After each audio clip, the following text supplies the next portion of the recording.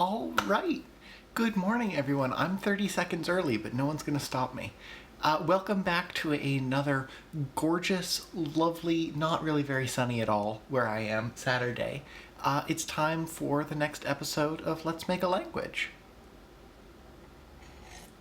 So, last time we left off having started translating a dialogue to get some sensation of how the language is working.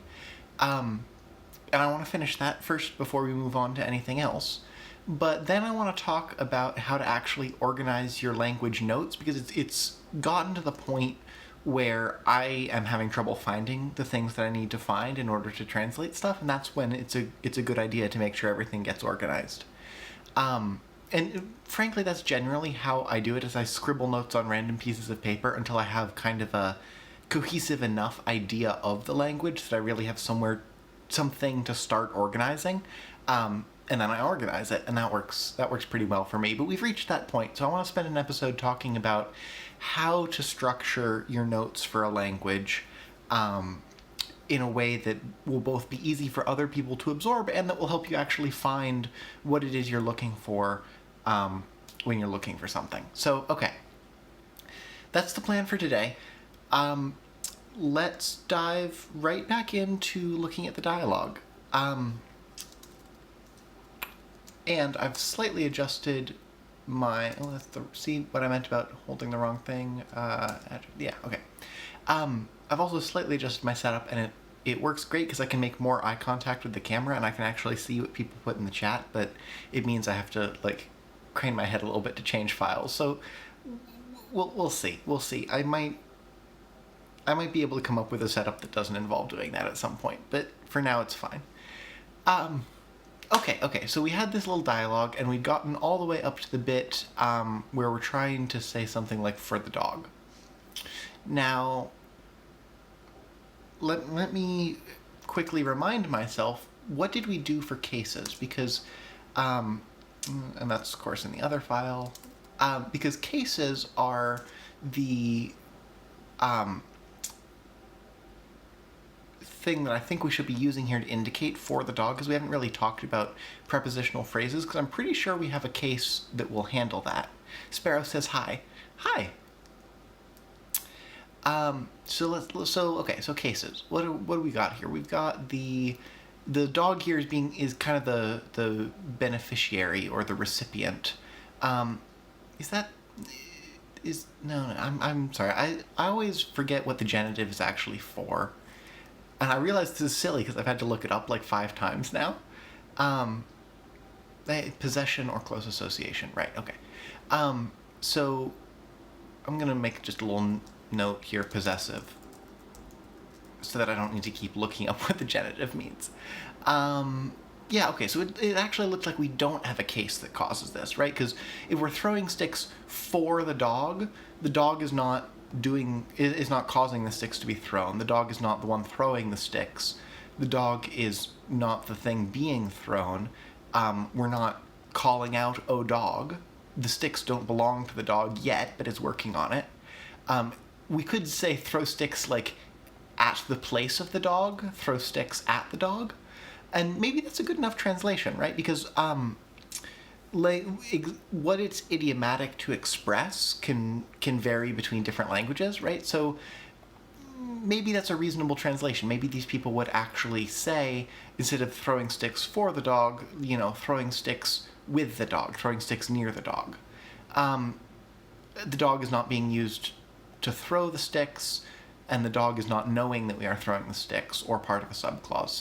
So I think we're either going to have to go with the locative case for the dog, or we're going to have to come up with actual... I said the word a moment ago, it begins with a pro, for, with, through, prepositions. All right, we might have to come up with a proper way to handle prepositional phrases. But frankly, now that I'm thinking about it, I do think that translating throwing sticks for the dog as throwing sticks with the dog at the dog's location makes a lot of sense. So let's actually do that. So we know we're going to need to put whatever word we are using here in the locative case. But I don't think we have a word for dog yet either. Which means it's everyone's favorite moment where we get to come up with vocabulary. Yeah, okay, so we have dog here in the list of things we need to come up with, but not any actual word for dog yet. And dog is also one of those things that's like kind of so fundamental that I want it to be its own word and not derived from something else, because like we've had dogs for forever, and they're kind of fundamental. They're like fire, right? Like you can't break them down into stuff. I mean, maybe we could derive it from the word for wolf. That wouldn't be a bad idea. But either way, let's think. What feels doggish or wolfy? Dog. How do we feel about calm? Ooh, Sparrow says dogs are elemental. Yes, right. Dogs are elemental. I think that we can at the very least pretend to that. I'm okay. So for dog words, I'm feeling like it should be, since it's a simple word that we're not basing off anything else, it should just be created ex nihilo and it should be short. I'm kind of feeling gom or maybe goss. How do we feel about goss? Gyos. Dog, gyos. I like that. So in the absence of any other suggestions, I'm going to throw that in here. Gyos. Okay. So popping back over here, we know we're going to put the word dog in the locative case. And I've already forgotten what the locative ending was, so let's take a look. Locative ending was ngem.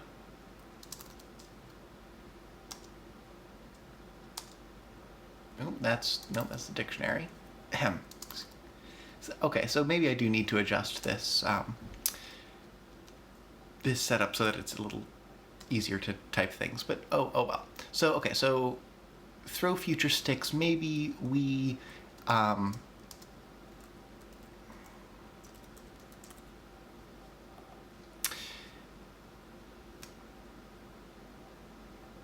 Okay. So that's pretty good so far. So for can we throw sticks for the dog? We've got Kesepia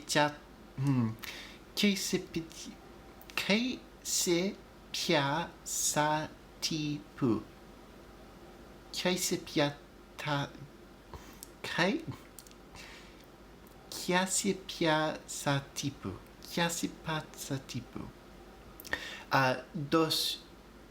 Dos fistelian pielep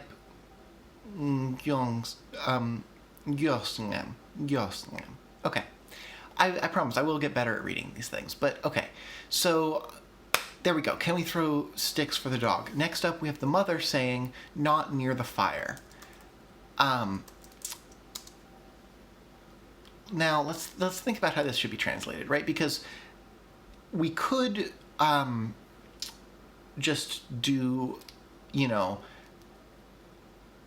don't throw them, like we could just make it a negative sentence the way it is in English, right? Say, not near the fire, not do not throw them near the fire. Or what we could do is if we come up with, if we actually take the negative, I think we have a negative prefix in our dictionary.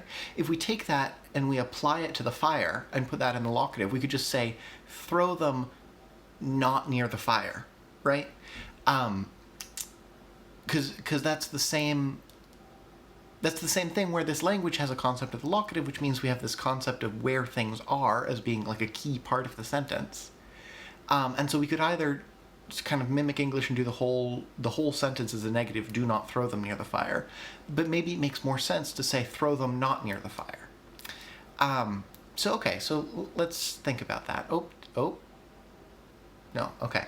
I think my phone just did something interesting. But it's still recording, so that's fine. So, okay, so let's see. I'm pretty sure we already have in the dictionary so we have kye here for generically negating something. So that's fine. Do we have fire? I cannot. Fire. Oh, and yeah, all right, we already have fire. So, that's Toljik. Tolik. Ik. Tolik. So that would just end up being,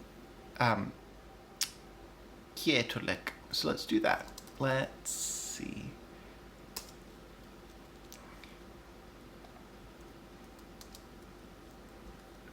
So, Kietolik. Okay, my phone just did another weird thing. I don't know what's going on there. But it claims to still be recording. So, let's see. Yeah, okay. It says everything's fine. I'm going to assume things are fine until people tell me in the chat that I've mysteriously frozen or something. So, okay. So we have this word. This is like not fire. And then if we strap on, if we throw on the locative ending, then this is like not near the fire, which, I mean, is exactly what we said we were going to say. And frankly, I don't think that means we need any other support here. I mean, like, technically this isn't a full sentence, right? It doesn't have a verb or a subject or an object, but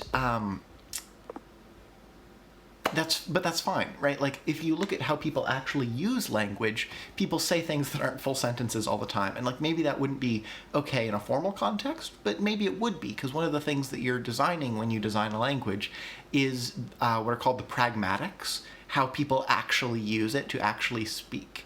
And you could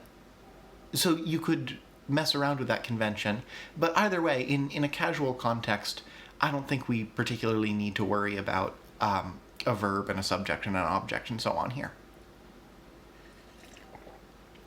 So that's the mother's whole line translated, is not near the fire. Put punctuation on it.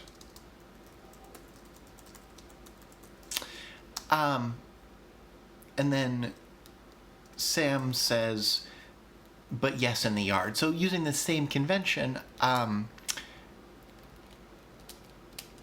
maybe this just means that we take yard and put it in the locative. But then I feel like that is not quite a perfect translation, because if I read through this dialogue in English, it sounds like Sam is kind of being more emphatic about it, if that makes sense. Like he's saying, but you can throw them in the yard. So maybe it makes sense not just to pull the same locativing trick. And yeah, I'm making up words. That's the whole point of this.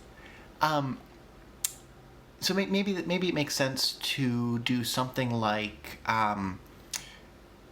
repeat the verb and be like, throw them in the yard. Maybe kind of not as maybe as kind of like a polite command, right? Like, but yeah, go throw them in the yard. Like, if you think about the sentence, go throw them in the yard, I mean, that is a command, right? But it's not, depending on how it's said, it doesn't necessarily have to be impolite. So, okay, I feel like that's a reasonable way to translate this. So let's think about what needs to go into it then. So we still need to say in the yard. That's clear. We know how to do that. Do we already have a word for yard or anything like that? No, I don't think we do. And do we have anything for, like, field? No. So, okay, so if we need to come up with a word for yard, what do we want to do? Sparrow says fire wolf or house wolf would be dog. Oh, that is relevant to something I was saying a long time ago, and that makes me worry that the lag between the chat and what I'm saying is way higher than usual. So, okay, I'm saying this at what looks like 11:13. Would someone please say when you hear me saying this and just put the time in the chat? Because then I'll take a look at when it shows up in my chat, and then we'll know the lag. Because if it's too high, then I should probably look into that.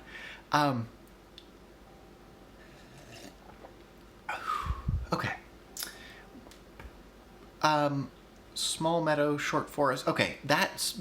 Sparrow says small meadow, short forest. I think that sounds reasonable for something, how we could derive the word yard. So, okay, we already have something for trees and little trees, do we have a way to derive collections of things? Right, that would fall kind of under derivational morphology, and I don't remember if we talked about that. Let's take a look at our morphology notes. Oh wow, these notes are not useful. Great, okay.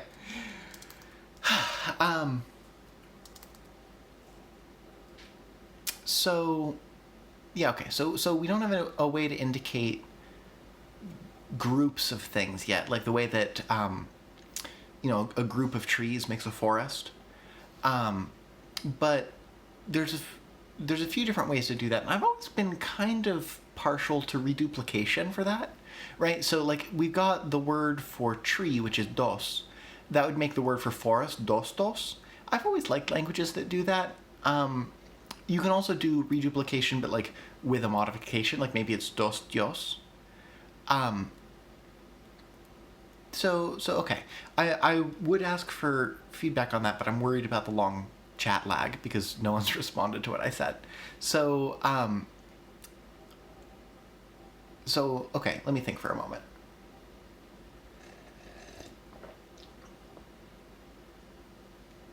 Yeah, I think that still makes sense. It doesn't really tangle with anything in the rest of our language. It might be a little bit awkward for longer words, so we might want to come back to this. I don't know why it keeps doing that. I hope it's not related to anything important. What was I saying? Oh, right. So it might be a little awkward to use reduplication to make collections for longer words. But A, it's okay for specialized words to be long, and B, we might just make it not just simple reduplication, we might make it fancy. So for now, let's just put dostios down as forest. And then we could just slap on our fisi diminutive, right? Like a dostios fisi could be a little forest. But I wonder if that would make more sense for something like a copse of trees. Sparrow or Grace says, or skinny forest, sparse forest, thin forest. Trees in a meadow can be reasonably tall. They're just usually very slender because they shoot up. Yeah, that's a good point. What if we did something like clear forest, or like forest that you can see through, as opposed to the kind of forest that's thick and dense that you can't see through? Because we already have words for seeing, right? Nepam. So what if we try putting those together, right, and do something like nepostios. Grace says sunny forest. Oh yeah, that would work too. I think we do have a word for sun, right? Yeah, we do. We've got nemniechvop for sun, which is a little bit of a mouthful. We might want to cut that down because sunlight gets in through the juvenile trees. Yes, yeah, exactly. Actually, did we derive the word for sun from the word for eye? I think we might have, because they look kind of similar, right? Nemniechvop versus nepamiech. Yeah, I think those are related. So we can make it related to both of them, to seeing and the sunlight. Make it a light forest. So we've got, on the one hand, nepamiech, and on the other hand, dostios. So I'm still feeling pretty happy about nepostios. That, or maybe we want to throw. No, I shouldn't second guess myself. I think that's pretty okay. Let's go with that for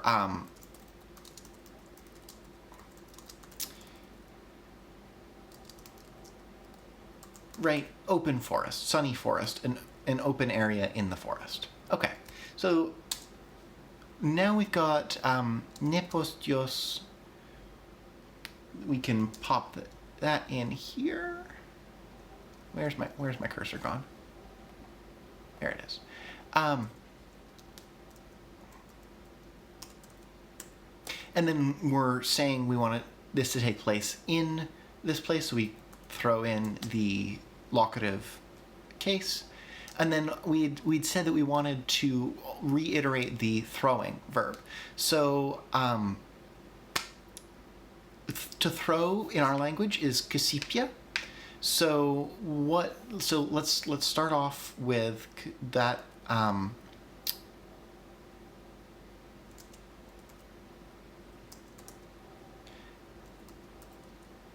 Right. So kasipia. But then we obviously need to add some kind of conjugation to it. So let's think. The children would be doing this in the future. They would be doing it for play, and since it's in the future, it's not going to be any of the simple. It's not going to be any of the simple evidentiality mood things that we were looking at before. So let's take a look. That's in the other grammar file, isn't it? See, this is why I wanted to do the organization today. Oh no, why are you doing this to me, editor? I don't know why this is happening. Okay, as I was saying, grammar. So it's going to be in the future, so we're going to unround all the vowels. We're just suggesting that they do it once, so we don't need to worry about aspects. And it would probably end up being the inferential, right? Or maybe the imperative, or the jussive. It would be imperative and jussive, because Sam is saying, go throw them in the yard. So that would be imperative, which we also haven't come up with a suffix for yet, so we need to flesh that out. Okay. So this is another reason why I wanted to organize our notes, because it's also difficult to come up with suffixes that won't overlap with other things until you see them like all in, until you see them all together, and that makes it easier to make sure that you're not accidentally overlapping with or duplicating things.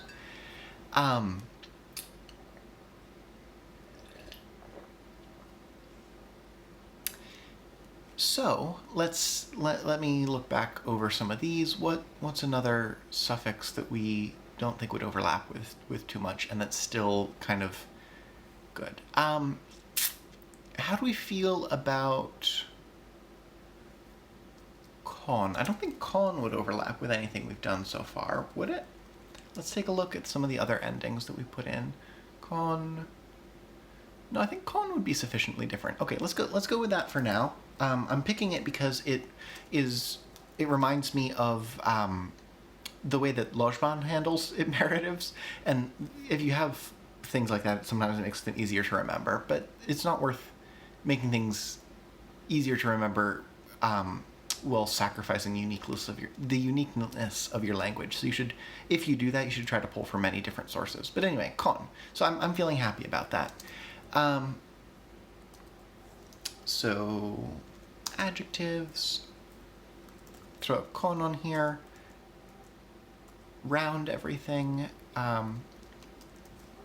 So here we've got nepostiosnem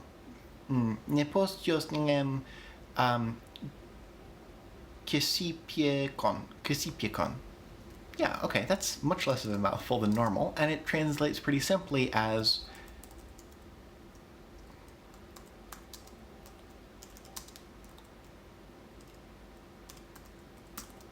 right, something like that, right? In the yard, throw them. So okay, so that's our full little example translated. Let's try reading through it. Plopletin femlep fionjos nolem gofningem. Fish you caught where? Samnep nolen chamasngen koletin. Sam caught them in the river. Kasipia sitipitu dos fisiletin pielep giosngem. Can we throw, or in the future, maybe we will throw sticks at or with the dog? Kietoljeknem. Do not throw them not near the fire. Nepostjosningem kusipie 그, ksipikon. Nipostos ngem ksipikon. In the yard, do throw them. Yeah, okay. So there we go. That's a pretty complete little dialogue. Okay, I'm glad we got that finished up. Okay. There we go.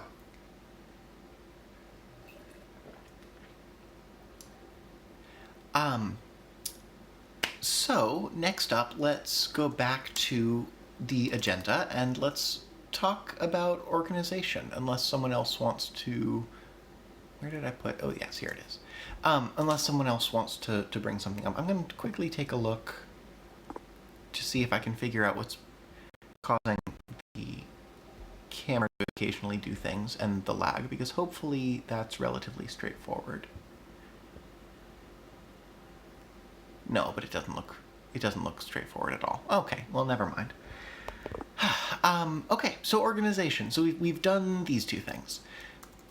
So the Language Construction Kit is a really great resource. I know I've mentioned it before, and it's linked on the channel page. It's what really first got me interested in making languages. And it's also got this very helpful section all about how to write your language down. And I mean, this isn't the one way to do it, because obviously it's your personal notes, and if you are writing a language that like has some radically different structure or where some part of it is more important to you, you don't have to follow this. And in particular, this is kind of what you would do if you wanted to flesh out like a full language.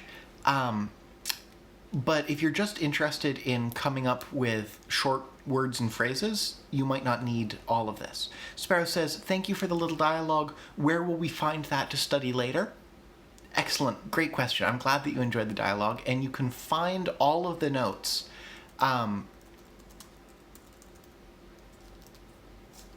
here, which is also linked in... I said straightforward at 11:26. Well, it's 11:26 now, and I don't remember saying straightforward. Coronal mass ejections. I'm so confused. Okay. I'm very confused. I don't know what's going on. That's fine. All of the notes are going to be posted here. So this is linked from the channel page, and it's obviously a little bit of a mess right now, and I haven't updated it since last month, but after this episode I will push all the updates we're making, and since we're talking about organization, it will be a lot better organized, and we'll have a dedicated examples document that the dialogue we just did will go in. So you can find it here. Yes, excellent. I'm going to continue assuming that the coronal mass ejections aren't something to worry about, but if we're going to have to start worrying about solar flares, then oh well. So okay, so the Language Construction Kit, this is how the writer of the Language Construction Kit suggests outlining your languages, and I generally find that this works pretty well. And if you think about it, the first few episodes that I did, I tried to kind of continue in this order, because this outline lists things in the order kind of prerequisiteness. Like, you need to know about the phonology before you can even think about saying things in the language, and you need to have the morphology and derivational morphology in place before you can start making up words that you can use to do examples of the rest of it. The writing system could go before the phonology, or it mixed in here if you really wanted to. And I tend to keep the examples and lexicon in their own files, because I think that helps organize things better. That's why I've split the dictionary, that's the lexicon, out into its own file, because I think that's easier to organize. But other than those few tweaks, this is generally a good thing to use if you don't have some other compelling reason to organize your language in a particular way. And as a bonus, this mimics the way that actual linguists' field notes tend to be organized, as they tend to start off with the phonology and morphology and then get into specific things illustrated by examples. And I mean, this isn't prescriptive, right? So this is all kind of vague, but this is generally a good way to do it. So, okay, let's actually go and organize our notes into a document that is structured like this. So let me see, what should we name this new document? We can rename it later. Normally I named them grammar because like a grammar is the word for a description of a language, but we already have several files named grammar that I put like details of the grammar in. So I'm gonna call this, what am I gonna call this? I'm gonna call this tidied up. And then we'll rename it once we've moved everything from the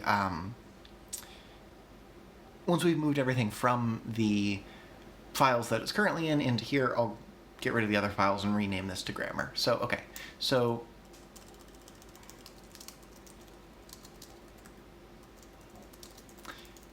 I think we talked about a language name, but I don't remember if we picked one and if it's in the dictionary, but we'll come back to that. Let's just quickly put down this outline. The introduction is normally where you would talk about where this language is from and why you're writing about it, just so that people who look at this have something to do. It's also where you can put your own notes about where this came from in your fictional world so that you don't get them mixed up if you're doing multiple languages. Phonology. I've totally misspelled that. Phonology. Okay, yes. So here we go. So I also tend to put derivational morphology in as a subheading of morphology because I feel like that makes more sense.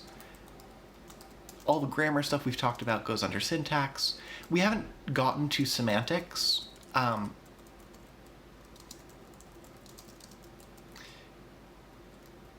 Or pragmatics yet.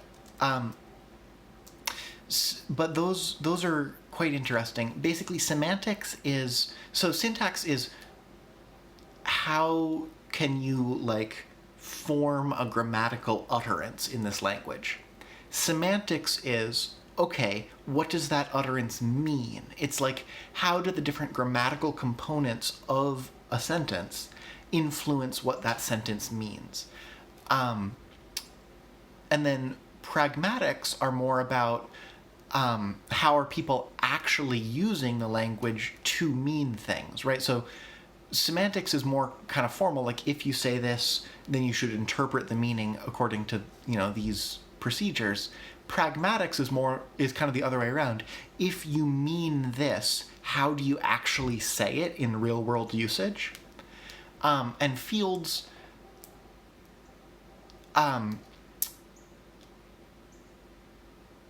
are kind of like arenas for semantics and pragmatics. Like if you were saying something in a particular context, right, that can determine things about both what it means and how you would say something that you did mean. And I'm going to just leave out writing system because since I'm doing all this on the computer, although we could totally take a deep dive into like how to create custom fonts in the Unicode special use area and like design fonts, that would be a whole like 10-part series in itself, and I don't want to do that. So we're just going to skip writing system and we'll just keep everything written in the romanization that we've been using so far. And then, as I said, I like to keep the examples and the lexicon elsewhere. Now, we're probably going to add more to this. We're probably going to end up coming in and adding both more subsections as we fill things in, but also we're probably going to end up adding appendices because every document I write ends up with appendices. Okay, so that's the basic outline. So let's, hold on. There we go. Start moving things into this outline. So if we go and we open our very first episode, hold on. Yes, so here's all the files. Yeah, okay, I called it intro. Yeah, I really need to change this so I can see what I'm looking up as I look it up so I don't have to lean out of camera view. Okay. So, blah, blah, blah, blah. That's stuff that we don't really need to preserve. okay, here's kind of all the notes we have on on phonology. Let's write those up. So we can just kind of steal this chart fully, right? Because that's just actually a chart of our consonants, and we don't need to do anything fancy with it. But we might want to give it a little bit of additional context and kind of describe what's going on in the chart. So, and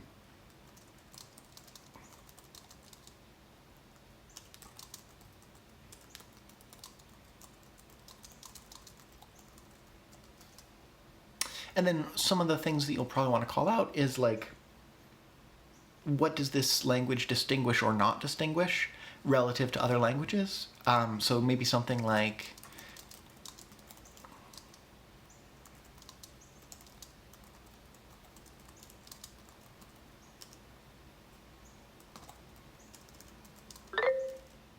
yeah, that is how you spell voicing.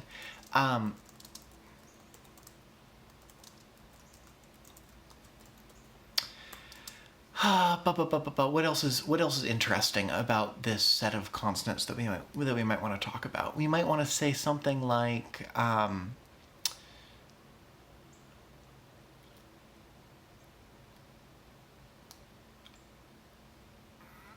no, I think that basically covers it, right? Like that's the interesting differences. Because other than that, this is kind of a simple consonant inventory. We've got the p, t, k that every language has.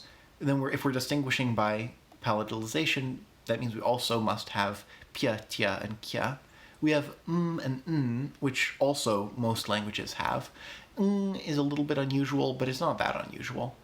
And then f and s are also both pretty common, although not universal.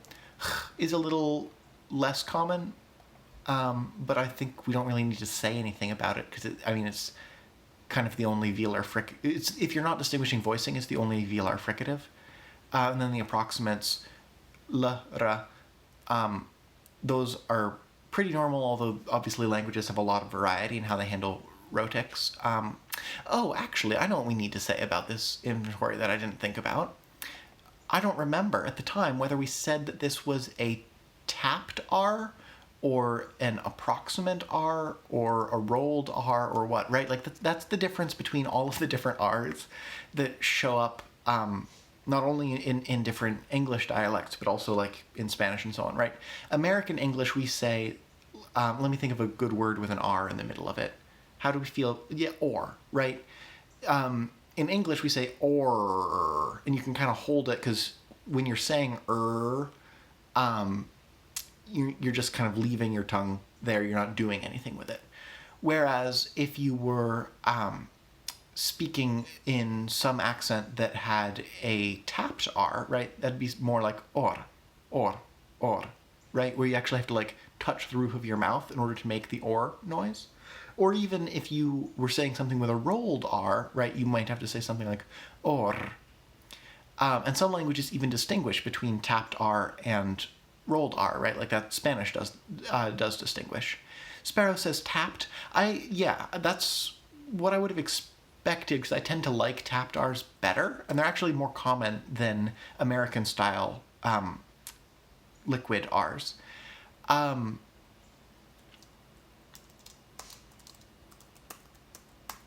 Yeah, so okay. So R is tapped. Good. And then I think everything else here seems pretty normal.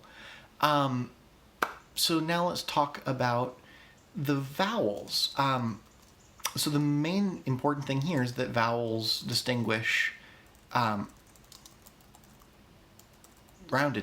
And then other than that, we've just got 4 vowels. Now, we could make a chart for them like this, but vowel charts are a little more difficult because actually, so I remember way back when we were talking about phonology, I was talking about how vowels can vary between the front and back of your mouth and between being high and low vowels, right? So like I is like right up at the front and top of your mouth, whereas O is like down at the back, right? But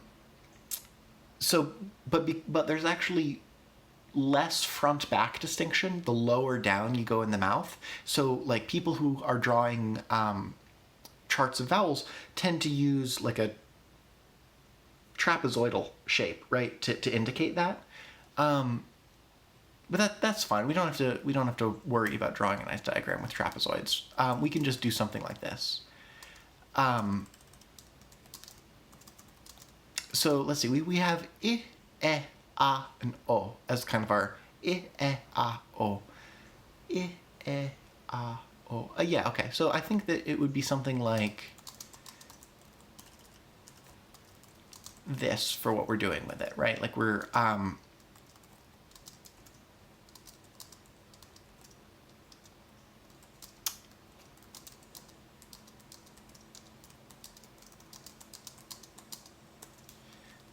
right. So if we take a chart like this, we've got I and I as the high front ones. Then if we look at that's kind of mid. It's like right in the middle of things. It's not. Well, that's not true. It's not right in the middle of things because that would be a schwa, like a So maybe it's a little bit ahead of that. Like if I go eh. Yeah, that feels like it's a little more forward. So let's put E here in our chart, right? So that's and and then that's kind of a nice open sound, and I think, and it's right down low. So I think that's, and it's not really the frontmost down vowel is like an but we've more got an so so let's put that in here, and then O is definitely back, and I don't think it's super low because it would be like an U, right? So it's O, so it's back here. So that gives us that. So okay,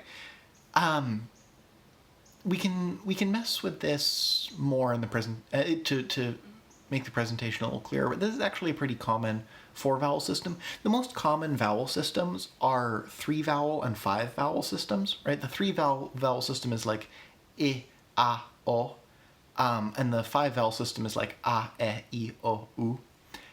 But we've got 4 here, and that's fine because we're distinguishing roundedness, so there's still plenty of vowels. So okay, so I think that's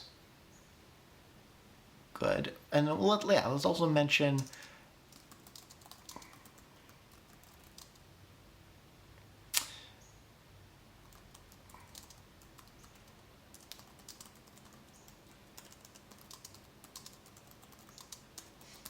which I have. So I haven't been perfect about doing like whole world vowel harmony for roundness. I think we need to come back to that and kind of get into that in more detail because I think vowel harmony is really neat and I do want to do it properly.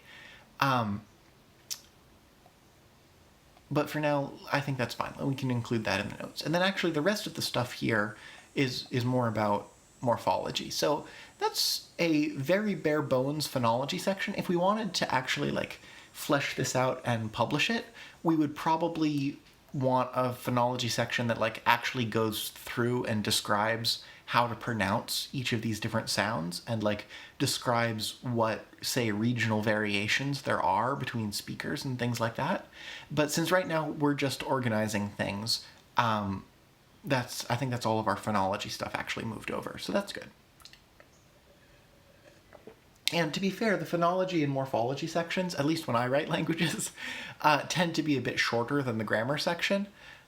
I'm not sure if that's because they tend to be simpler or if that's just something that I do because I tend to pay more attention to the grammar. I'm not really sure either way.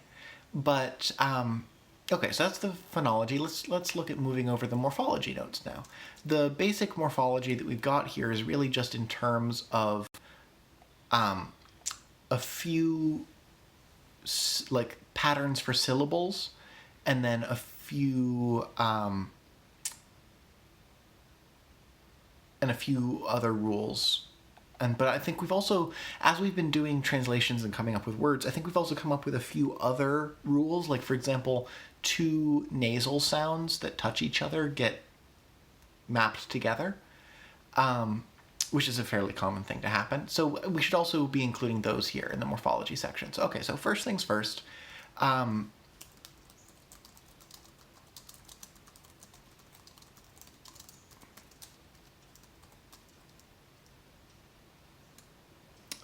I'm going to call this thing at the end, I'm going to give that the name No, that'll be confused with nasals. I'm going to call that a...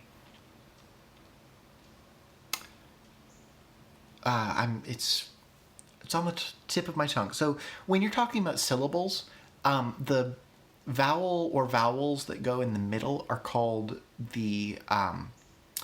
no, that word has left me too. I'm sorry, I'm just completely blanking. Nucleus. The vowels that go in the middle are called the nucleus of the syllable. And then the bit at the front is called the onset, and the bit at the end is called the coda. But I don't want to just use a C here because that's easy to confuse with consonant instead of coda. So I'll just call this group of consonants that we permit at the end of things, I'm just going to call that Q, because there's nothing is related to Q, and that's not going to be too confusing. So T is any non-palatalized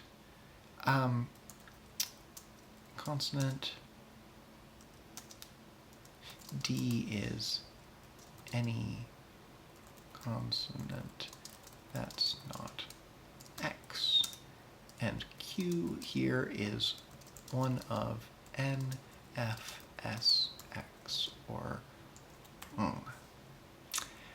okay, so in the past, because I'm a computer programmer, in the past when I've done languages, I've sometimes gone slightly overboard with the morphology by doing things like writing custom syntax checkers that will warn me if I violate any of my morphological rules, which on the one hand can be quite useful, and I have a library that I'm working on that I eventually want to publish that will do that. On the other hand, that's kind of overkill, right? And morphology is, in my opinion, one of the harder bits to deal with in language design, because it's really easy to overlook. And so, unfortunately, we're just going to have to, keep these rules in the back of our mind whenever we're working with grammatical constructs or coming up with new words. And if we spot some place that we've, contravened a rule here, then either we need to change the rules or change the thing. But again, we're just organizing things for now, so this will do. What else do we know?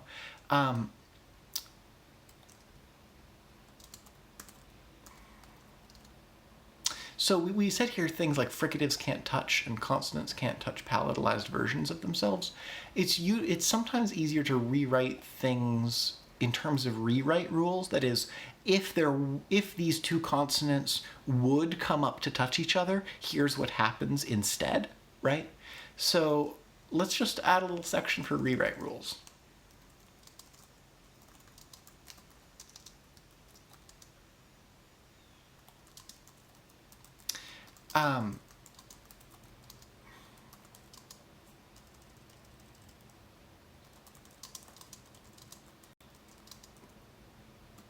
Right, so if we had something like that is kind of hard to say, so that would just turn into, say, n. But yeah, so instead of being more central, let's just say they become n, right? Because if we've got that's just well, we could rewrite that to but I think in the past when that's because I know that construction has come up when we were doing grammar examples, I think I've just rewritten it to n. So let's say that for now. So n. And then if you got something like mna, I think that should also become an n. So that's easy.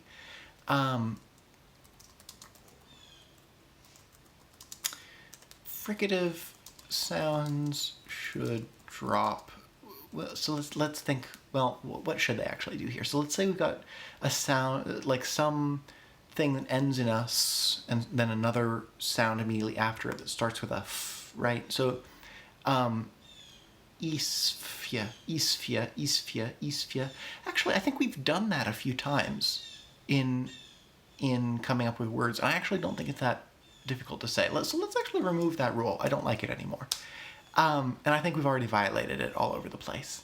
So, but what we have also done, though, is if two consonants, if two of the same consonant would touch, ignoring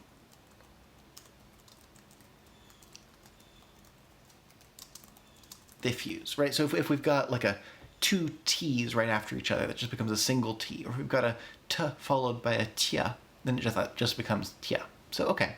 So I think those are the rewrite rules that we've really been working with. And I'm trying to remember if there's anything else that we've kind of done on the fly that should really be written down here.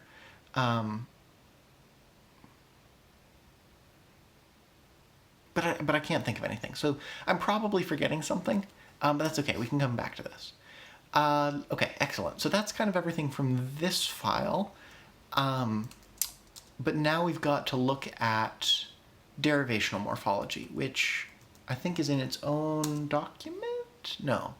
Where did the I know we have some derivational morphology. Where did that end up? I don't know where that ended up. Did I just actually not write anything down? Because that would be a real shame. I think I might not have. I think I might have just thrown things in the dictionary and not actually written down any of the derivational morphology, which, oops. And it is important, I think, to have the various endings and transformations and so on for your derivational morphology in your dictionary, because then if you have like some long compound word and you're trying to break it up, that makes it easier. But they should definitely also be listed like in a single readable place. So I'm gonna put in we don't need to be super explicit here. Let's just add in a little chart where we list all of these things that we do. Like the diminutive, which we've used, is fisi. And we've got like the augmentive, which I don't think we've actually used yet, but we could, which we decided was fopo.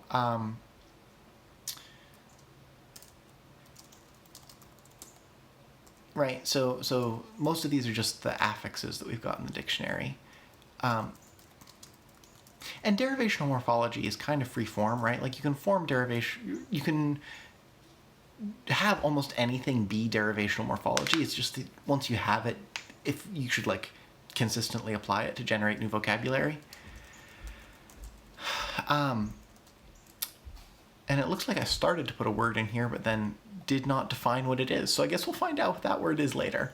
But I think there's some other stuff in here. Like there's kie and kyo, right? So we've got here a negative in the form of kie. We've got here a thing made of material in the form of ko. What else have we got that is derivational morphology? Well, we talked just earlier today about using reduplication for making collections of things. So we can put that in. And actually, let's take a moment to actually talk about what is reduplication and how are we going to use it specifically in this language. So as I've mentioned before, reduplication is where you repeat some or all of a base word in order to create a modified word. And some languages just repeat the whole word, boom, that's it. But I always find that that's a little bit lacking. And like what we did here to go from tree to forest, we repeated it, but we repeated it with a change. And we also, so we repeated it, but we repeated it with a change. And also if it had been a really long word, we might have just, repeated the first bit of it. So let's talk about that process then. So reduplication.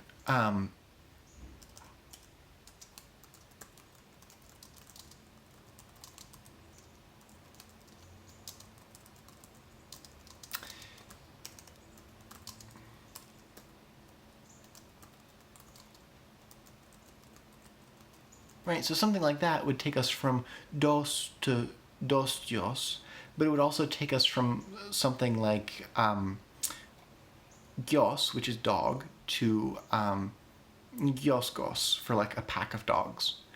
So okay, I'm happy with that, but again, we can come back to it. And I think that might actually be all of the morphology that we have written down as well. And like now that I'm like consolidating it all into a single file, it is a little disheartening to see how much many episodes has been reduced to, but that's just because, frankly, most of what we've spent time talking about has actually been syntax and the lexicon, so this isn't too unexpected. So, okay.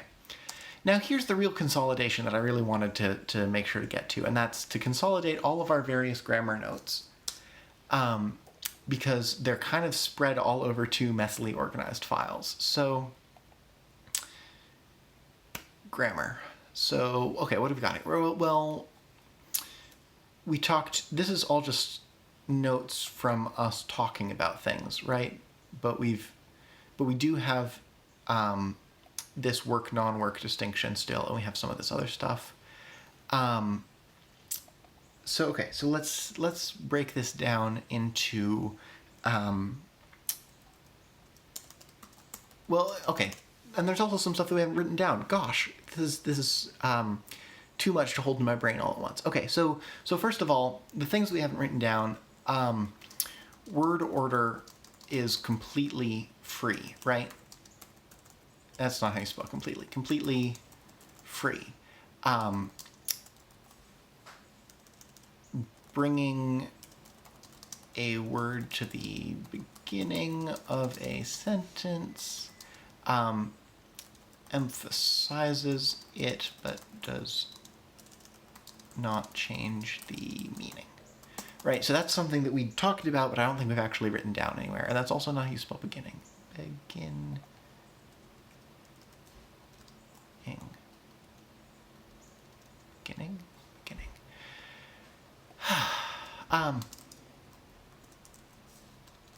Yeah, I've never been good at spelling, which, when you think about it, makes my decision to make a series entirely around typing things on a screen for other people to look at in real time makes me look a little bit of a fool, but that's okay. So word order is completely free. What else have we got that we haven't written down that I want to make sure to get out? I think there's some stuff that we might not have written down around how clauses work. But let's talk about verbs instead. So verbs are marked for whether something is work or non-work. They're marked for aspect and for tense and for mood / evidentiality, because we kind of combined those two systems. And are they marked for anything else? I don't think so. I think that's everything that we do on verbs.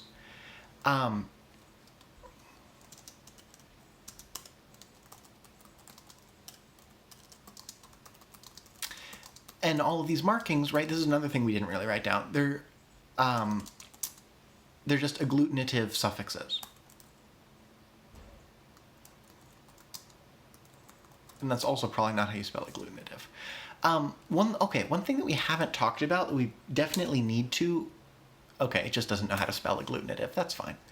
One of the things that we haven't talked about that we probably should is, you can just slap all these different endings on words, but what order do the endings go in, right? Like, we've talked about what order words go in, and we've decided we don't need any. We haven't talked about what order endings go in, and we could just do the ending order is also free, but that's actually not what you see happen in common real-world languages. What happens is that at first, ending order will be totally free, or maybe used to indicate something like emphasis.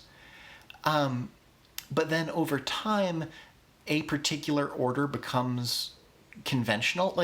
So actually English does this, not with agglutinative endings, because English doesn't do those, but with adjectives. So imagine I said something about the 10 very happy blue robots, right? That's a perfectly valid thing I could say a sentence about in English, right? The 10 very happy blue robots ate a pie. But if I said instead, the blue happy very 10 robots, those are the same words, and they're all just adjectives being applied to robots, right? but it's not grammatical English anymore, right? And it's not like that's to do with the part of speech, right? They're all adjectives. That's just to do with the fact that English has this conventional order for adjectives, and if you say the adjectives in the wrong order, you sound silly. So that can happen in agglutinative languages with what order you do the suffixes too. But for now, let's leave it free, and maybe we can come back to that. One of the other things, that's why I put this on the agenda for later this episode, was looking at what we have left to do to really flesh out this language, because part of the process of organizing everything in your notes is finding out what that leaves out that you could actually do. So here we are. So markings on verbs are in the form of agglutinative suffixes, and then we can just start to copy all of these tables. So what's our marker for when something is work? I think that's one of the things that got split into... Where's my mouse? There's my mouse. I think that's... No, I've lost my mouse. I can't see it. There it is. Okay. I think that's one of the things that got split into the other grammar file. And in hindsight, I should have just worked all in the same file. Yeah, that is something that got split into the other. We forgot, in the dialogue, we forgot to put the non-work ending on the children throwing sticks. Oops. Okay, see, this is why having everything organized is nice. So here, work is le, and non-work is... no, hold on. Non-work is søn. And, in retrospect, now that I'm thinking about this again, work and non-work, if there are required marking, we're always going to mark something, right? And maybe it makes sense, actually, to have the most common of those be unmarked, because that's also pretty common. But I'm not sure which one would be more common than the other. So, okay, I'm going to come back to that idea, because right now we're just moving things around in our notes to make everything easier to find. And I realize that doesn't make this the most thrilling episode, but I hope it's at the very least useful, somewhat. At the very least, it's going to be useful to me. So that's work, non-work. Let's talk about aspect now. We've got different aspects, and really what we've got here is we've got the interrupted and uninterrupted aspects. I'm going to turn that into like a two-dimensional table, right? So we've got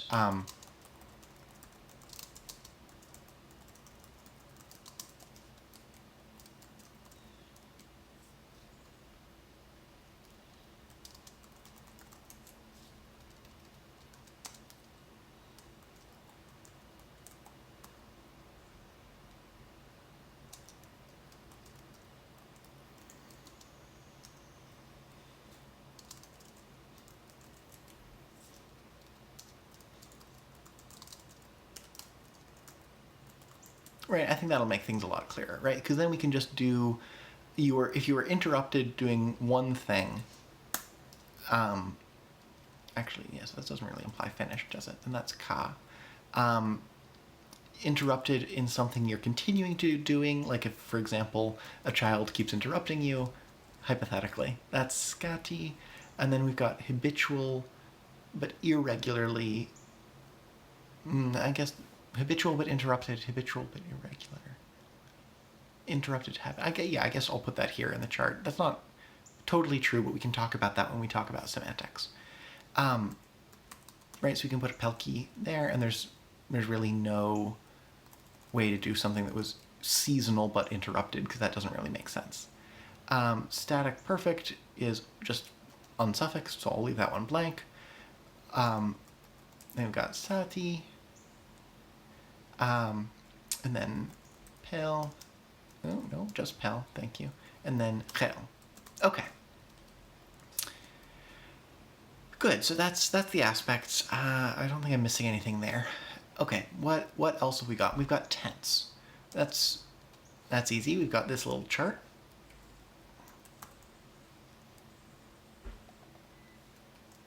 Boom, tense. Okay. And hold on, I'm just gonna capitalize this. And actually, instead of calling this past present, I'm just gonna call this non-future. Yeah, okay, good. And then that just leaves us with our combined mood evidentiality system, which we also haven't fully fleshed out with endings for everything. So let's see, what have we got here? So we've got, let's think. Is this going to be most easily represented with a two-dimensional chart or a one-dimensional list? I don't think it's two-dimensional, because I was thinking like maybe we should do mood versus evidentiality, but the way that we've done this, we don't really have a way to indicate like I saw a question with my own eyes, which is good, because I think that that's kind of weird to ask, right? Maybe you could be asking like, did you see this with your own eyes? But I think you would do that just by putting the verb in the interrogative and then using the evidential case marker to ask. But again, we'll talk about exactly how that means things in semantics. So okay, so I think that makes this a one-dimensional list as well. So so what have we got here? We've got that I'm forgetting all the words today. It's on the tip of my tongue. What's the word for when something is actually happening to you? Indicative, right, yes, okay. So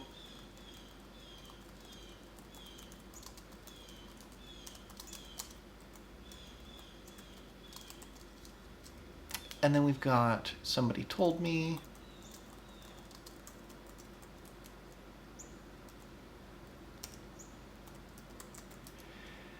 And then we've got subjunctive,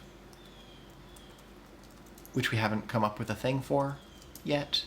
And we've got interrogative.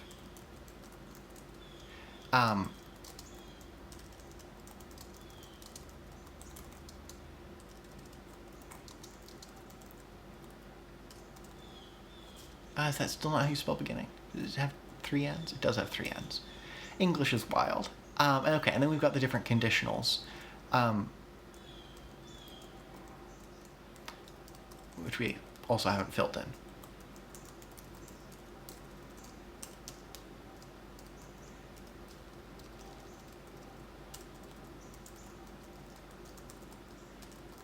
Well, mostly not. So, okay. So obviously we need to fill these 3 in, but good. That captures the different things. So, okay, so I think this is everything that we need to mark on verbs, unless I'm missing something, right? This is everything that we've done to change verbs. And now that it's all in one place, that'll make conjugating things a lot easier. Okay. Yeah, I think that's everything to do with verbs. And I think that's also everything that we need to save from this document on grammar, right? This is just stuff that I wrote down while I was explaining things, right? So I don't think there's anything else to do here. So, okay, so let's take a look at the other grammar document where we've put the stuff for nouns.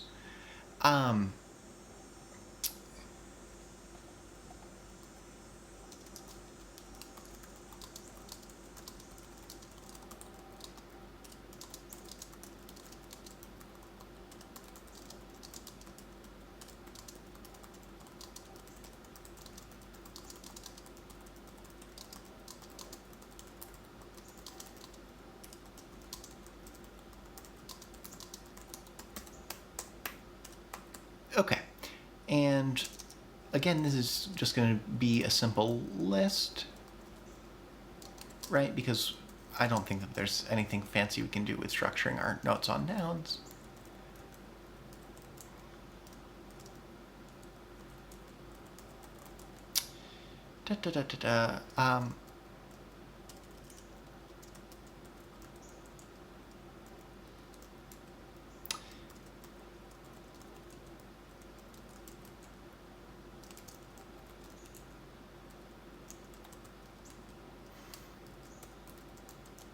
Sorry, it's difficult to concentrate on reading words and providing amusing commentary at the same time, which is just evidential, thank you, which is yet another piece of evidence that maybe this was a silly idea for a show, but no, and it's fine. Clausal. Okay, we're gonna have to get back to how clauses work because that's important and we haven't talked about it, but okay.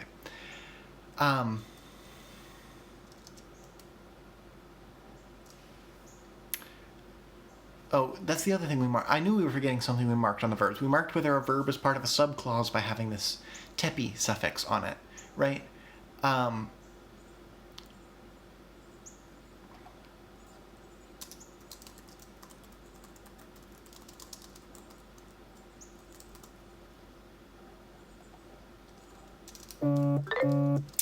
Okay, so if a verb is... Oh, Bill, thank you. Bill says it's not a silly idea. I'm glad. Okay, good. So let's see. If a verb is part of a subclause, it gains the ending tepi. Okay. Good, and then that's all the stuff for cases. Okay, and we're gonna have to transcribe these examples into our examples document. Okay, but now we've just got the pronouns, and then we'll talk about pronouns, and then we'll write down the rules for clauses, which I don't think we properly wrote down the first time around, and then that'll be everything in our one tidied up document. And then we'll have to make an examples document, but then everything will be tidied up. So okay. So pronouns indicate case, person, and number.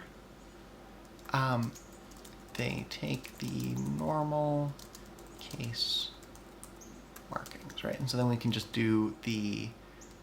Actually, we can just copy this whole chart. And then... I said we can just copy this whole chart. Thank you. Boom. Okay. We can add to this list of exceptions as we like. But okay, so there's pronouns. Okay. Okay, and we already put that in our notes as well. Excellent. I think that means we just now need to move all of the examples into a dedicated examples document and clean up the existing files, and we'll be good to go. And then we can move on to talking about what do we actually have left to fill out and what order you guys want to talk about it in. I will say, though, one of the reasons that I am writing in this text editor is both because I prefer it, but also because if you take your notes in... well, obviously, take your notes in whatever format makes you most comfortable and will be most useful for you, because duh. But if you have been taking your notes in like this same plain text format that I have been, you can take this and it's actually machine readable and it can produce... oh, right, sorry. I need to do... I need to be in the right environment to do that. But it's machine readable, and you can use it as input to typesetting software, which is my secret plan behind having done all of this. Oh, but it's not set up for Unicode. Okay, so I'll show you later, after I fix my Unicode setup. The point is, there is a method to my madness. There is a reason that I'm not using something like Word to do this, because I find it easier to work with plain text like this, because I deal with it a lot as in my job as a programmer. But also you can render it into nice looking PDFs with all of like the subheadings having chapter markings and so on. Anyway, not the point. I just wanted to mention it. Okay, right. So next up, let's do an examples. So first things first, let's grab our dialogue that we just did, because we wouldn't want to forget about the dialogue. So that was in this... Nope. That was in here. Right, okay. Um, I'm also gonna rearrange these lines to be in like the standard gloss format, which I know I talked about, just because it's easier if everything is done consistently, right? So, actually, this is probably easier if I copy and paste, isn't it? Let me grab this whole thing and then rearrange the lines.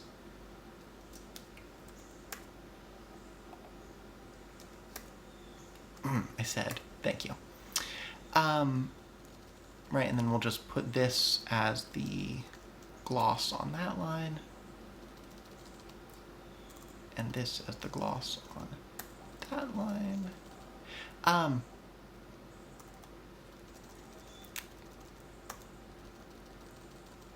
Okay. And then we can tidy up the in-between gloss as well, and we actually need to fix, because I didn't indicate that the children were doing this for non-work purposes, so we also need to throw that on there. So okay, so fish, and then this is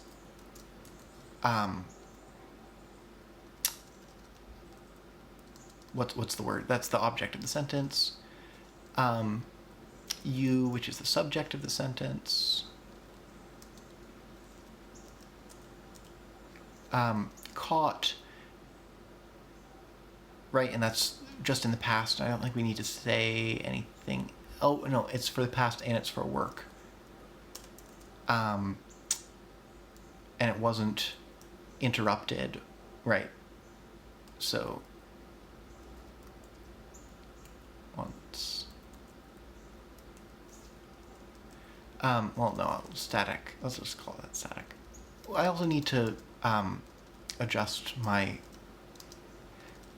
concepts for gloss, because when you're doing glosses, you try to indicate all of the necessary grammatical information to see how the grammar indicates things. And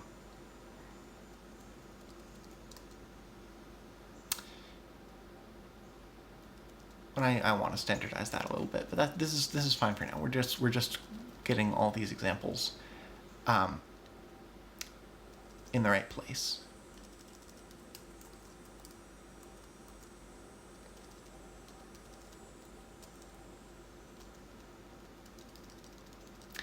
Okay. Yes. So while I'm doing this, let's also talk about. Now we've done a few simple translations. What else are we going to do?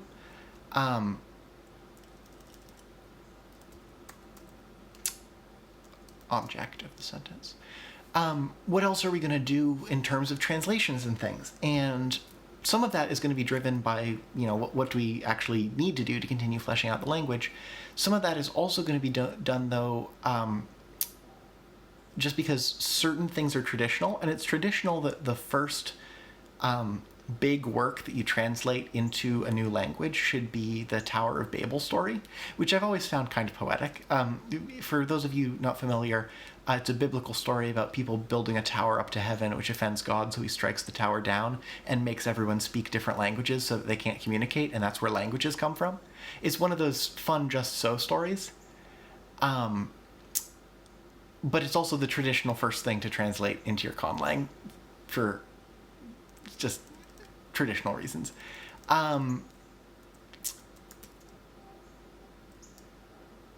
So future, this is, and it's also the conditional. Sticks are the things being thrown.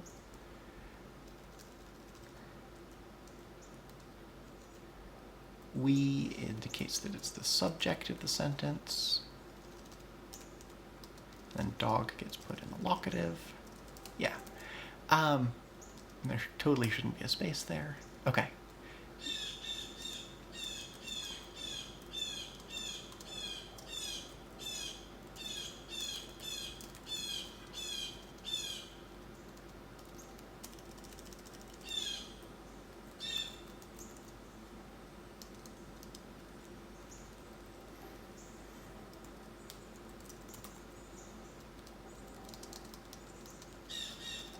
Okay.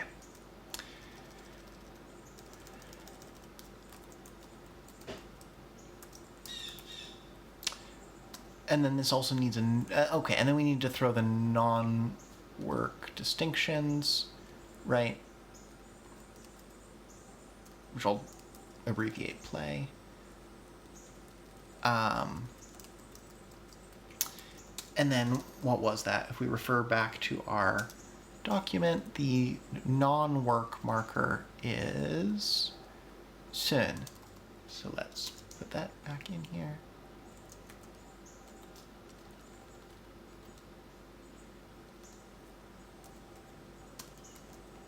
Excellent. Okay, so there's that example moved over and put in the standard format for things. But we've done other examples. Yeah, okay. Yeah, we have these two examples, right? Oh, I did not mean to do that. There we go. Okay. Which are already in that same format, only the other way around, right? Going from English to the language instead of language to the English. So actually, I guess for consistency, let's flip these around, right? So that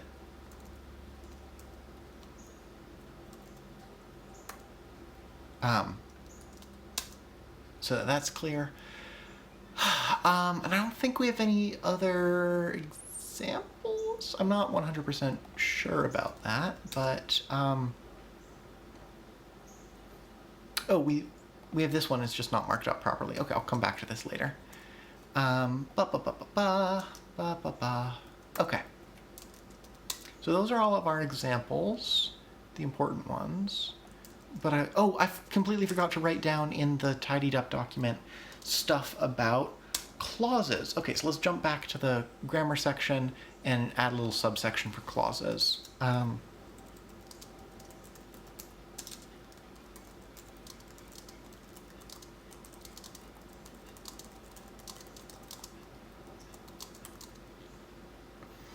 On the verb and nouns, participating in it, nested clauses can double up the markers. What else do we have to say?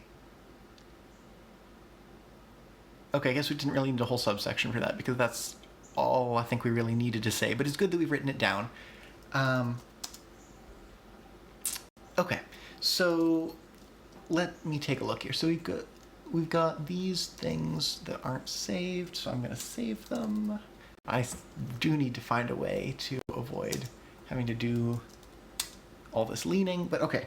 So now we've got everything moved into the tidied up document. I'm going to save my old versions of the other documents, and then delete them and move tidied up into a file called grammar so that everything's nicely organized. So let me just do that. Right, so we're going to mark all of this as being ready to save.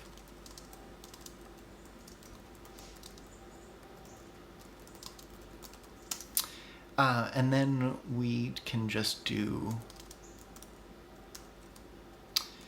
the adjectives and all of the grammar files and the intro and the morphology and the organization. Right, and then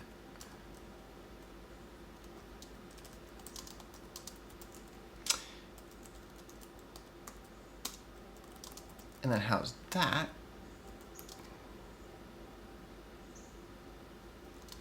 And I should have totally used the git version of the remove command. This is totally how I do all of my day-to-day file management. I know that's a bit funny. Oh,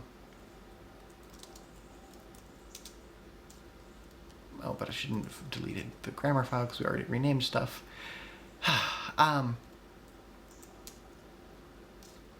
Yeah, okay, fine.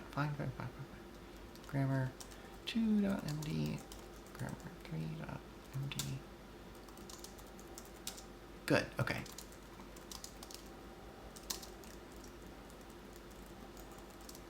And then push that up to the website. So now if anyone goes and looks at that, it'll be all in our new, nice, tidied up file. Let me get my web browser back. Yeah, so if we reload here, you'll see that now everything is in our nice, tidied up format.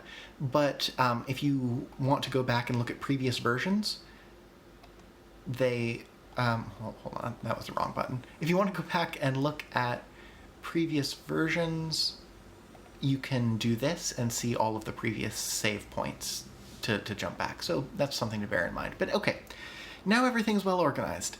Excellent, that is what I was looking for. Well, what now? Oh, well, I just deleted the document where I wrote down the agenda.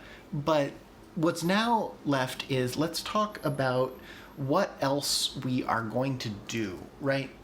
Because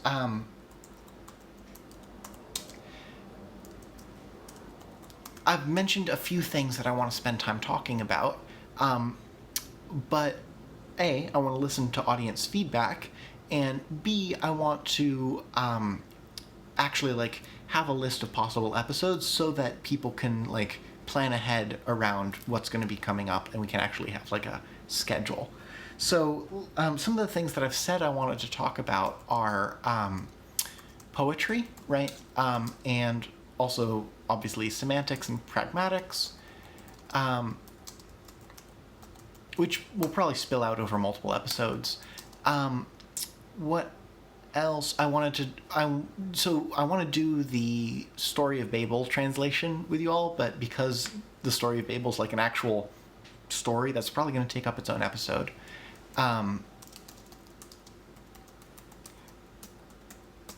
What else do we need to talk about still? Well, I wanted to revisit some of the morphology rules, but I think we can just kind of do that, when it comes up. What else? Well, kind of a subtopic of semantics and pragmatics, I want to talk about slang, right? And I want to talk about dialects. And then other than that, we also just need to do a lot of vocabulary fleshing out, right? But I think that pretty well covers kind of the base of the language, because if you kind of step back and take a look at what we've done so far, we have, we know how to create new words, both from existing words and ex nihilo, according to the rules that make it continue to sound like our language. We have a unique phonology that, makes it sound really different. It doesn't sound like English or Spanish or any of the other languages I know, which is usually a good way to tell that you've succeeded in making your language interestingly different. We've got basic grammar to put together basic sentences. We've got the ability to do clauses, and we've got a very flexible case system, which means that a lot of stuff that would require more complicated grammar in other languages is kind of simple, which is nice. We've got a little bit of cultural knowledge, but obviously that's not quite language. We've got a few example sentences, and we're going to move on to big translations. So I think expanding our vocabulary and then talking about slang, dialects, and poetry for how people actually speak, and then doing some larger translations, I think we'll basically have finished up. So now is the time. If you have a particular topic that you want to talk about, how to do something specific, or some specific topic, even if it's only tangentially related to linguistics, that has been bothering you or interesting you that you want to learn about, go ahead and put that in the chat or email me after the show, and I will add this to our agenda. But otherwise, I think this pretty well covers it, actually. And I think we'll plan to go through this maybe in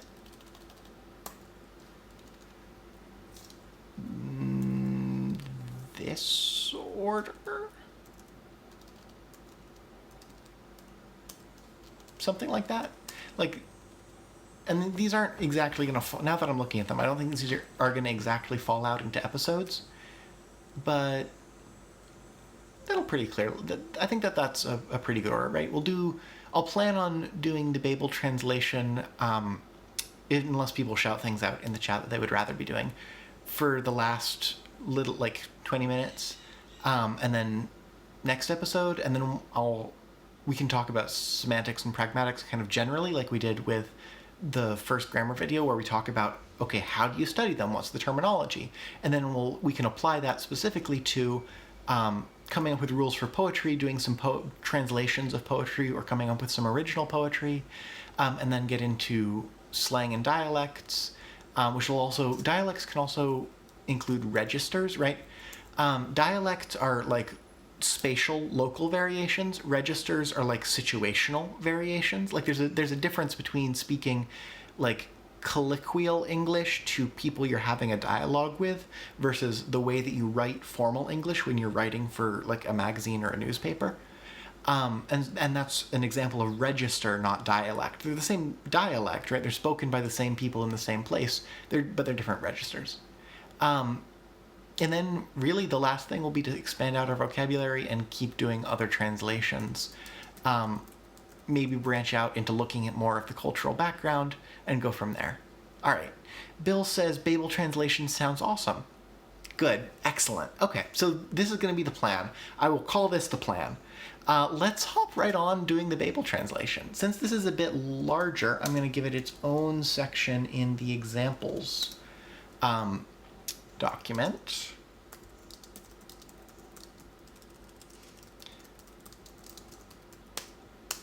And let's look what goes into this. And this is obviously, because this is going to be a new translation, this is also going to involve inventing a bunch of vocabulary, because you kind of can't get away from it.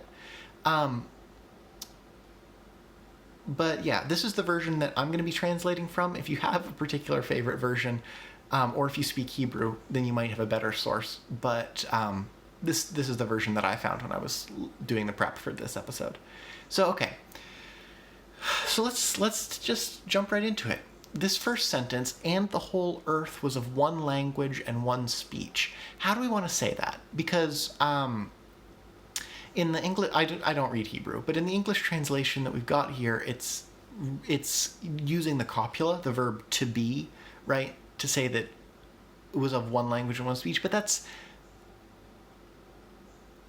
not really what it's saying, right? It's really saying everyone spoke the same language, or maybe even something like people didn't speak different languages, right? And actually, before I get into this, I don't know if I've ever talked about the different kinds of translation. There are different kinds of translation. There are translations that try to like stick very closely to exactly what the other language says, and then there are translations that try to stick close to what the other language means, right? So like a close translation of this sentence, we could just literally translate something like, you know, whole earth had one language and one speech, and that would be relatively close. Or we could try to translate the meaning of everyone on the earth spoke the same language, right? And which kind of translation is appropriate depends on what you're trying to do, right? And in this case, since we're trying to translate the story itself and not like produce a comparative translation for close reading, I'm going to go with the second option. But that's just something to bear in mind when you are translating, is that there's a difference between translating the words and translating the meaning, and they can both be appropriate depending on what you're trying to do. But okay, so we've got the whole earth was of one language and one speech. We want to say something like everyone on earth spoke the same language. Now, okay, so how are we going to go about saying that? Actually, let me do this so that we can have the dictionary up beside us as we continue working on it. Although you probably cannot read those words because my camera feed is probably over the English words, isn't it? Yep, it totally is. I'm going to do this magic. And now my camera feed is over the Hebrew, which if it disappoints anyone, you can look in your own copy. So open up the dictionary. I don't think we already have a word for language. Yeah, but do we have a word for speech? No, it doesn't look like we do. Okay, so first thing, we need a verb for to speak. It doesn't make sense to derive that from anything that we've already done. I mean, we have words for sound and ear, so we could make them related to that. Or we could go more metaphorical and be like language is like fire. But let's see what really makes sense for language. I had in my notes down here that the autonym for the language should involve like rocks, words, speak, mountains, things like that, and that implies that we want those to be different words. We don't have any words for minds either. So I'm thinking we can either derive the word for speak from like the act of speaking or like from the act of communicating. And I'm tempted to go just based on the act of speaking, because I think we do have a word for mouth, right? No, we don't have a word for mouth. Okay. So let's come up. Maybe we could do it the other way around. Come up with a word for speak and then call your mouth your speaking tool. I like that. So, okay, so speak. So if we're just going to create it from whole cloth, what do we feel like sounds like it? I feel like we haven't used many R's. So maybe let's think of things with R sounds in them, like rojo, rojot, royet, rochjet, rotjak, rotjak. How do you feel about rotjak? Rotjak.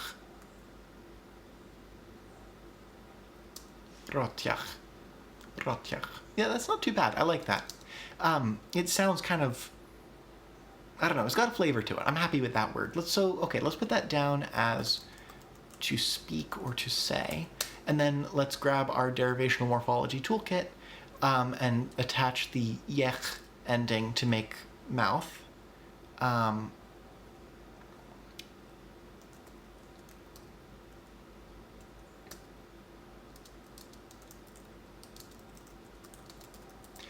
Rotjachjech. It's a bit of a mouthful, but okay. So we've got the verb for to speak. So we know that's gonna show up in the sentence, right? We know that whatever else goes on, speaking is involved here. Now let's look at what we need to actually do to conjugate that. So if we pop back to looking at, If we pop back to looking at our tidied up document, we can see a nice list of everything that gets marked on a verb. So, these people doing the speaking, are they doing it for work or for non-work? That's interesting, because that's not something that's really obvious in the original, right? Like, it's just the whole earth was of one language and one speech. But, I mean, thinking about the implications of the story later, they're using this language that they all speak in order to work together. So I'm going to call that work, right?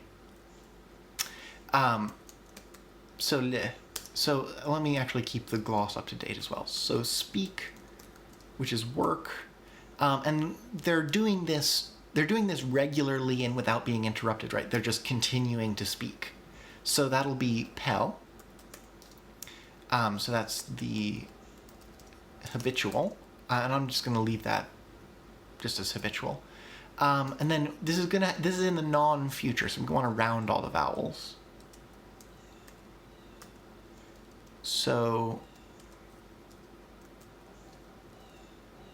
that's rotjechlo, rotjechlepel,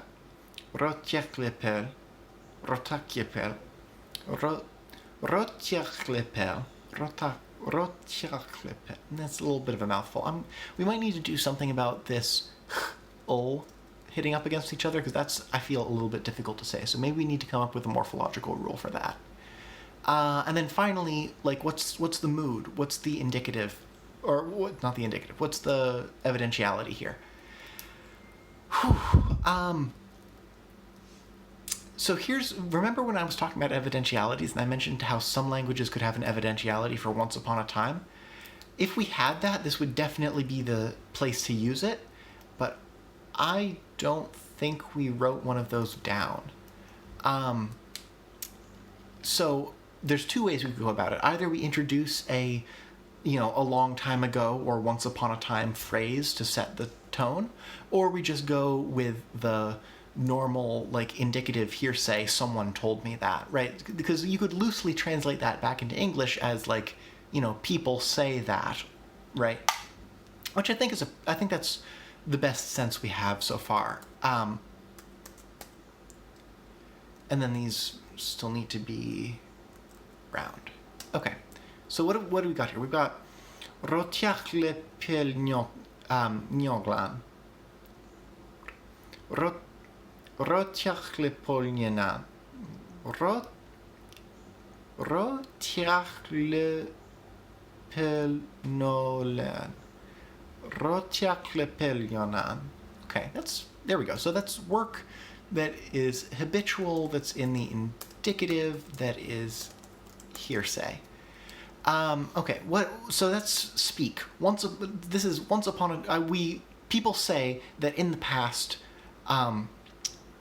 people used to speak for work purposes without being interrupted. What else needs to go into this sentence? Well, we want to say who was doing the speaking. Hold on, let me just check. Yeah, okay, battery's fine. We want to say who was doing the speaking, and that was everyone on Earth.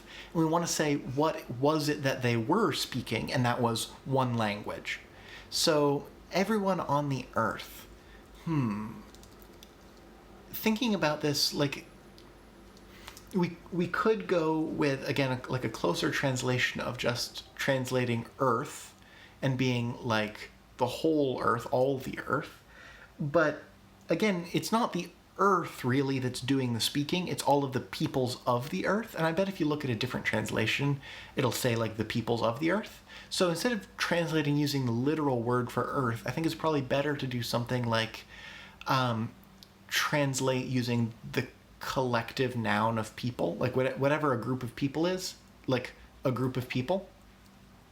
That made more sense in my head. But we've already got words here for things like people of the valley, the community. And we've got here pimpem for like the stuff people are made of. How do we, and we've got pim floss is people of the valley. So maybe we just do pim for like people not of the valley, like people generally, right? I think that makes sense. Oh yeah, we've already got it up here. Pim, person, thing that is animate. So pim. So if we've got a collection of pim, then according to our reduplication rules, that would be a pim piem.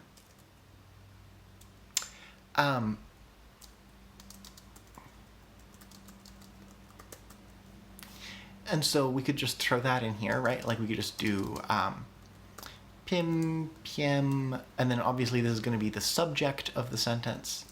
Come on. Why are you doing this to me, editor? Oh no. Oh no.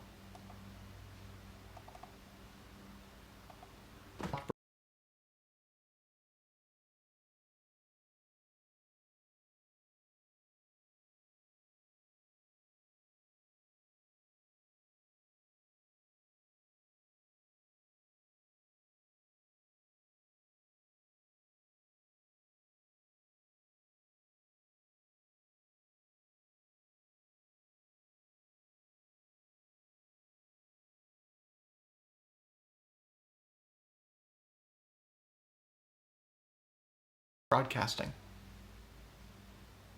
Ah, yep, got it. Cool. How about now? Has the stream come back? Okay. I'm going to wait for my very lovely and helpful assistant to indicate when the stream has come back. I think I managed to just overload the video encoder, which is weird because my CPU and memory are both not pegged, so I don't know what's going on there. Still not coming back? Still not coming back. Let's check in with the video encoding software and see what's going on here. Claims that everything's okay. Yeah.